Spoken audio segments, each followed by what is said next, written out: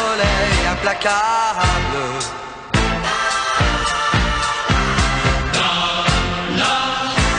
Tu ne redoutes que la mort.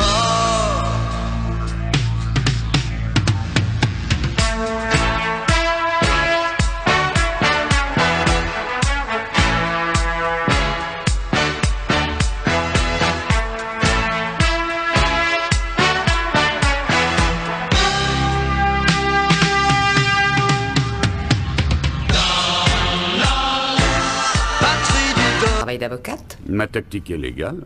Diviser l'adversaire, mettre Bobby à South Fork et laisser Sue Ellen au Petrol Ewing, mais seul. Et si ensuite je peux les rapprocher, le tour sera joué. Et comment tu vas faire ça? J'y réfléchis. Ah, j'allais presque oublier. Est-ce que tu as pu en apprendre plus sur les recherches géologiques que McKay a effectuées? On dit que c'est prometteur. C'est ce que tu pensais. Les terres de Ray contiennent du pétrole. Oh, c'est trop bête. Pourquoi est-ce que Jock lui a donné ces terres? Avec d'aussi riches réserves de pétrole, tu auras toutes les garanties nécessaires pour faire un emprunt, si bien sûr Krebs te les vend. Au fait, il est où aujourd'hui? Hein? Oh, il est en Suisse. Il doit jouer les cow-boys devant les Helvètes. Tu as l'air de vraiment l'adorer. C'est la plus grosse faute que papa ait faite. Oh, je viens d'avoir une idée. Laquelle? Peut-être qu'avec le pétrole se trouvant sous les terres de Ray, j'aurai les garanties nécessaires pour un emprunt. C'est une excellente idée. Oui. Tu crois que Ray vendra si facilement? Oh, avec Ray, je n'ai jamais eu trop de mal. Et pour Bobby et Sue Ellen? Oh, Sue Ellen, ça ira. Mais Bobby, eh bien, normalement, il est plutôt calme et il se laisse faire. Mais quand il le veut, il peut se montrer dur. Bobby? J'ai trop envie d'alcool, je vais craquer. Tu sais très bien que l'alcool n'a jamais résolu les problèmes, alors ne retombe pas là-dedans. Il y a de quoi sombrer dans la paranoïa quand je pense au nombre de mes ennemis. Et s'il y avait eu John Ross dans la voiture ou bien Sue Ellen? Oh, ne te fais pas de scénario catastrophe. Dors un peu et demain tu auras un meilleur moral. Sue Ellen a de la chance de t'avoir avec elle. Bonjour Sue Ellen. Bonjour Bobby. Alors JR recommence à faire des siennes? Ça ne m'étonne pas du tout. Ah mais je t'assure, ça me semble très clair. Il fait trop de compliments, il parle trop gentiment, son côté machiavélique le pousse à nous faire des cachotteries. Sue Ellen, c'est sa façon d'être et c'est exactement ce qu'il veut faire croire. Entre nous, aussi curieux que ça puisse paraître, je pense qu'il tient sincèrement à toi et à nous tous, mais à sa façon qu'on comprend mal. Ah mais tu as raison, il tient à nous. Il nous l'a prouvé avec sa tentative d'assassinat bidon. Oh, quelle histoire. Oui, ton plan a assez rapidement raté, je dois le dire. Mais comment ça? Où Jennifer a pu tellement en apprendre sur mes projets? Mais j'en sais rien. On dit que c'est une femme redoutable et qui ne craint personne. Tu ne changeras jamais, Gérard.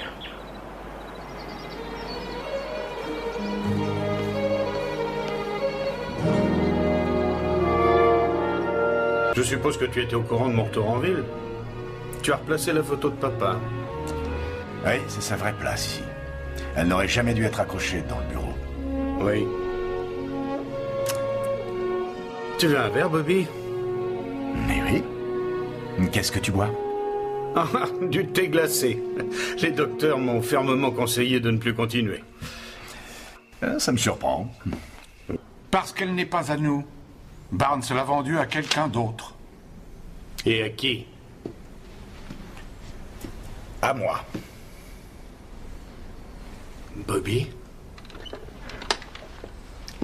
Cliff me l'a vendue ce matin, avant de partir pour Waco retrouver Afton. Tu es surpris? Oh, non, pas du tout. Je me demande quelquefois où je vais trouver d'aussi bonnes idées.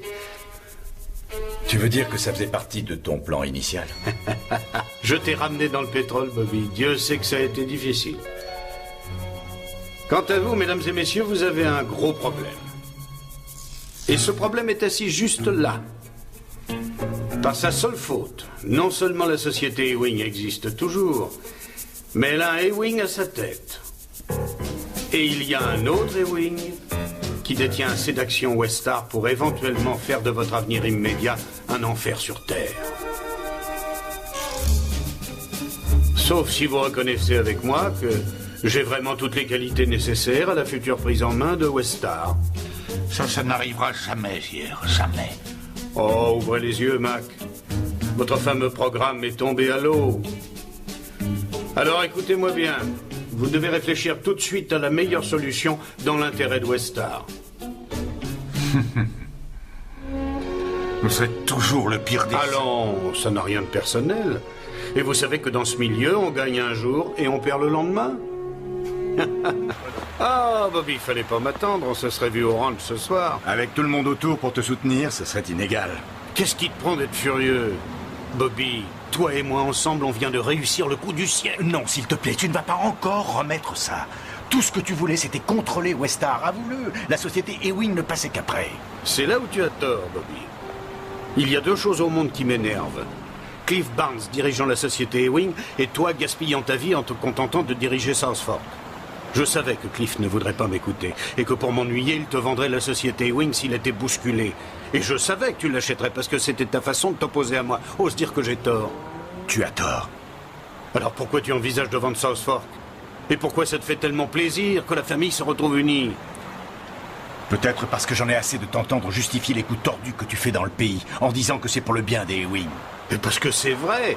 Et puis de toi à moi, je crois que tu es ravi de posséder la société Ewing. De ranger tes bottes et ta selle pour partir chaque jour t'asseoir derrière ton bureau. Mais oui, Bobby, cette ville est à nouveau à nous. Oui, comme papa l'avait toujours voulu. Dis-moi, tu connais Alan Cage? Non, jamais entendu parler. Bon, ok, il a fait une vidéo à 30 000 vues, c'est peut-être un coup de chance. Je vais quand même m'abonner à sa chaîne YouTube. Sage décision, Bobby. Allez, je t'offre un petit verre de whisky. J'avais planqué une caisse sous le bureau.